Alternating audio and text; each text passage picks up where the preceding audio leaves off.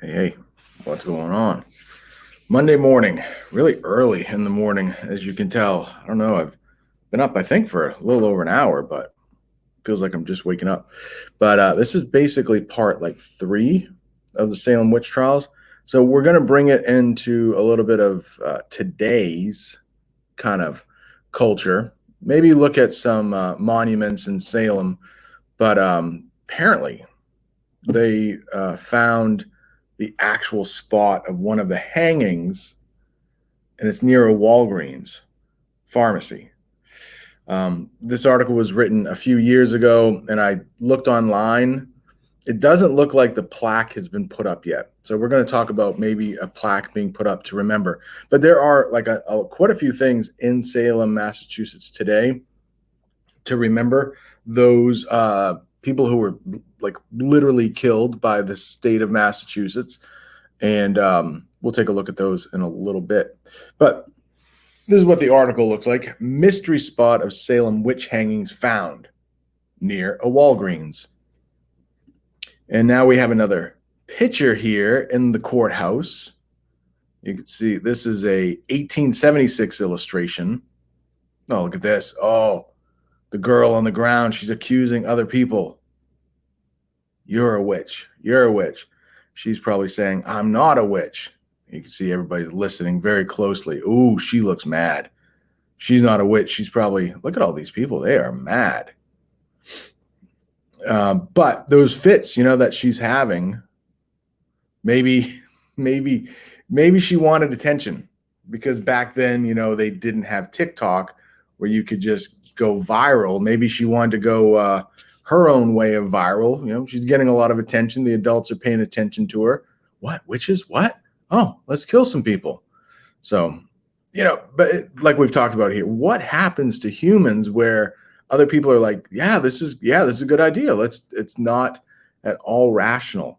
You might hear the term mass hysteria when, people are catching it almost like a cold or almost like COVID or something, that people are buying into these just outlandish ideas that somebody could be practicing witchcraft.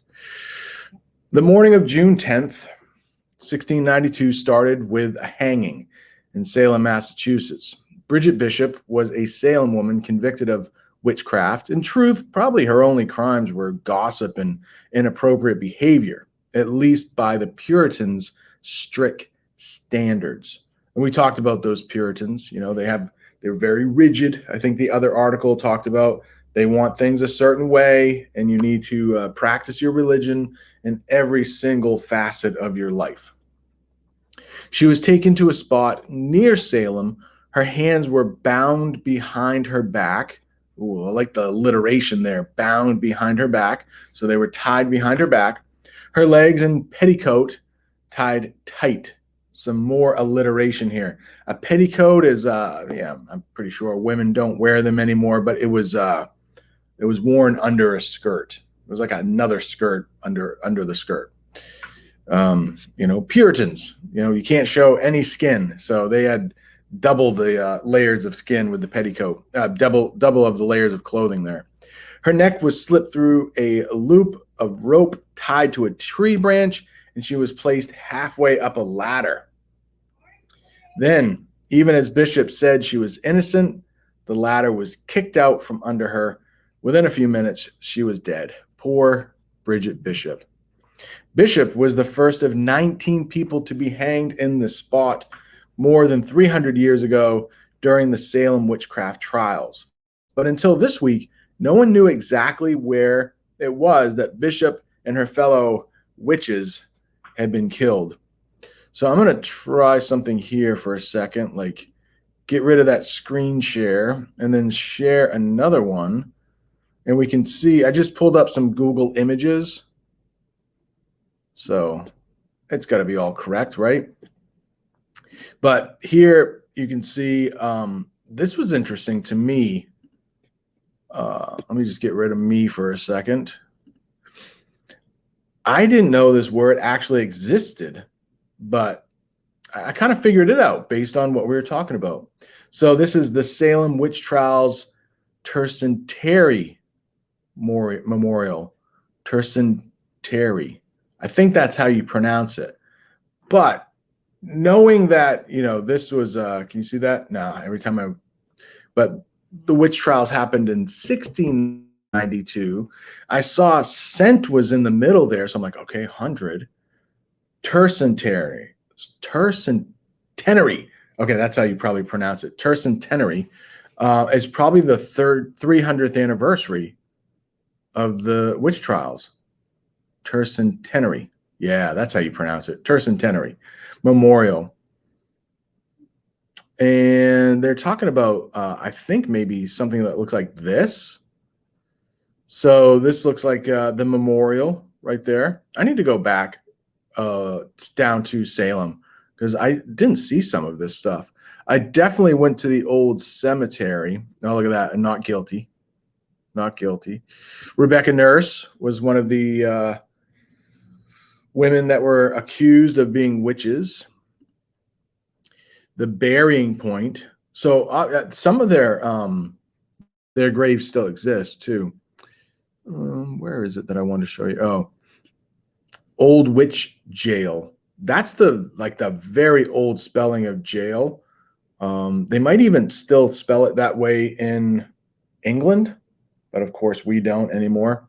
So it was built, the jail that they were housed in was built in 1684. It was abandoned in 1813 and then razed in 1956. Razed. If that's a new word for you, it basically, it might have burned down. It might have been taken apart for, lumber purposes. Maybe they had really high cost of lumber like we're having today. But for whatever reason, it was like, it's another way to say that structure was destroyed, often through fire, but not always through fire. All right, let me share. I think that's about it, right? For those, feel free to do a Google image search if you want to spend more time here.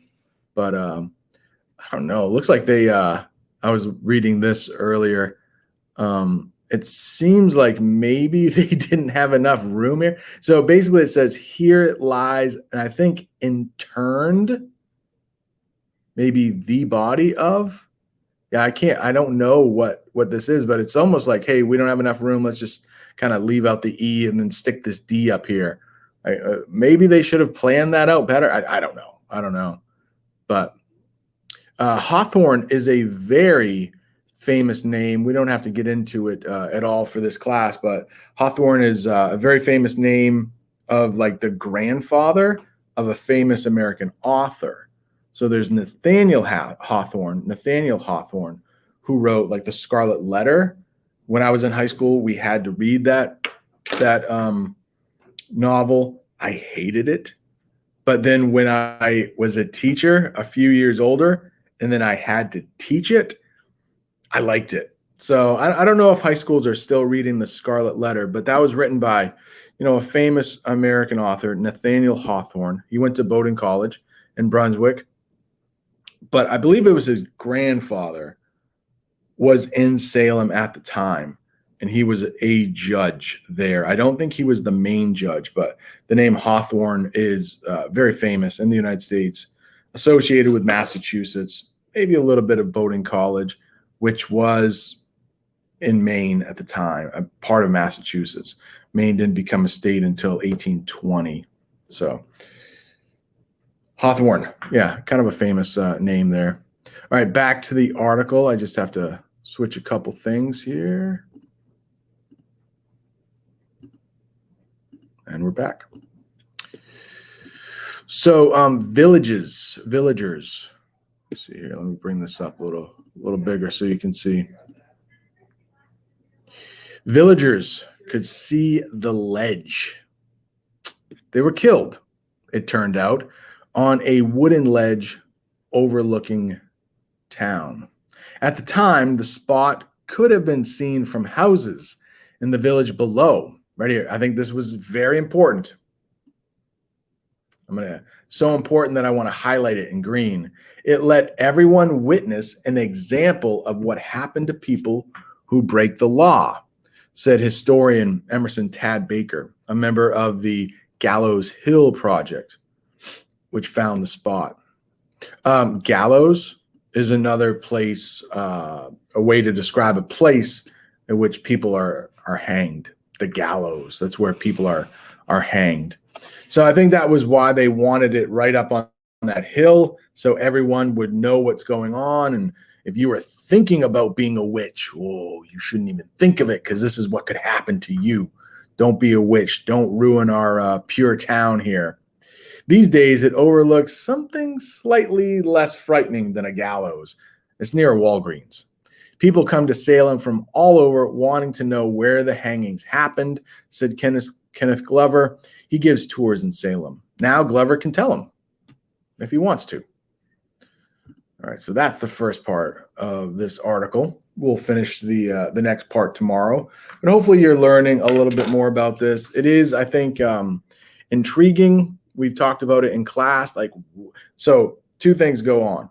How can people buy into what people are talking about? And it's completely crazy, right? Hey, why would you believe that all these people are witches and actually want to put them to death?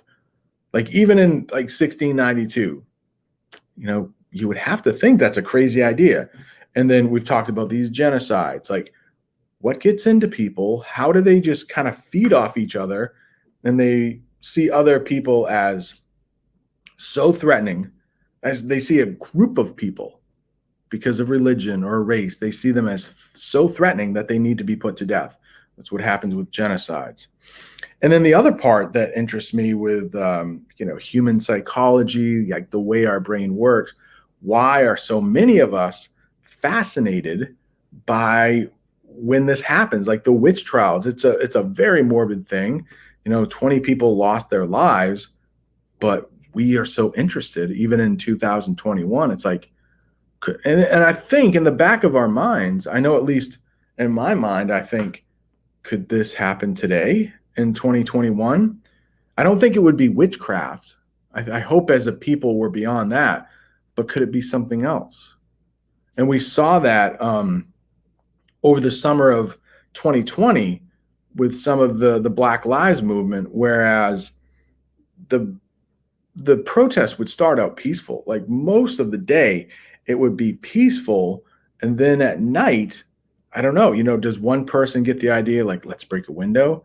And then it just kind of gets out of control. We see that with a lot. Let's take a look at the Capitol riots too, the other side, the left and the right. With the Capitol riots, there were a lot of people there in Washington that day. I bet a lot of people weren't saying, hey, by the end of the day, I'm going to be breaking into the Capitol building. But then they were in that mob. We talked about mob mentality, where a whole group of people are thinking the same way. And it's always something bad, right? A mob is always a group of people that's bad. And so they were just kind of hanging out and listening to different speeches. And then somebody said, let's go break into the Capitol. Someone else said, that's a good idea. And then other people were just, oh, okay, just kind of following the crowd. And I'm sure once people got to the Capitol building, they were like, whoa, this is too far. But then other people were just like, yeah, let's do it. This is the right thing to do. So it's still happening in 2021, just with different reasons for that. So some of the crazy things that make us humans. All right. Hope you learned a little something.